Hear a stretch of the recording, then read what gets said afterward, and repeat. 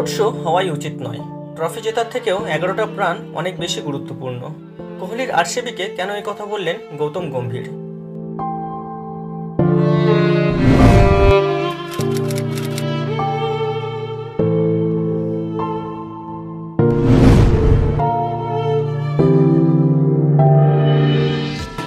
আঠেরো বছরের খরা কাটিয়ে শিরোপা জিতেছে রয়্যাল চ্যালেঞ্জার্স বেঙ্গালুরু।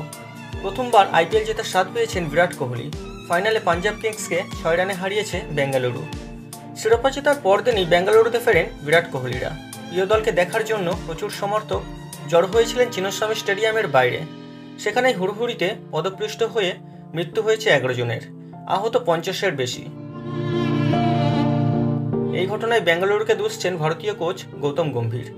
তবে রয়্যাল চ্যালেঞ্জার্স বেঙ্গালুরুর নাম করেননি তিনি, কিন্তু তার বক্তব্যে বুঝিয়ে দিয়েছেন তাদের অবিবেচনা ও পরিকল্পনার জন্যই 11 জনের মৃত্যু হয়েছে।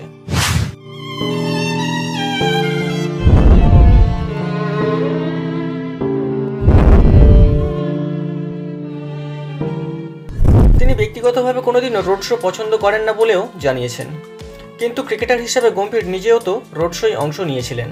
2007 সালে ভারত টি-20 বিশ্বকাপ জয়ের পর রোড শো হয়েছিল, তবে তাতে কোনো অপ্রীতিকর ঘটনা ঘটেনি।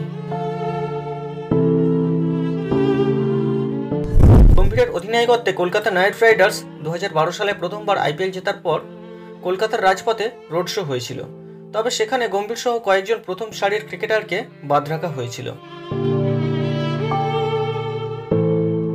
উল্লেখ্য, এই ঘটনাকে ঘিরে গম্ভীর নিজের মতামত স্পষ্ট করেছেন।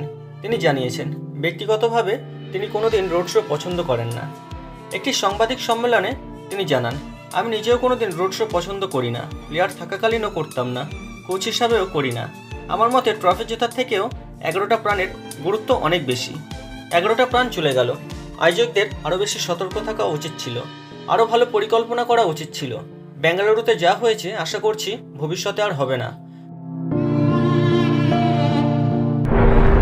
বুধবার চিন্নাস্বামী স্টেডিয়ামে আয়োজক ছিল কর্ণাটক ক্রিকেট সংস্থা ও রয়্যাল চ্যালেঞ্জার্স বেঙ্গালুরু।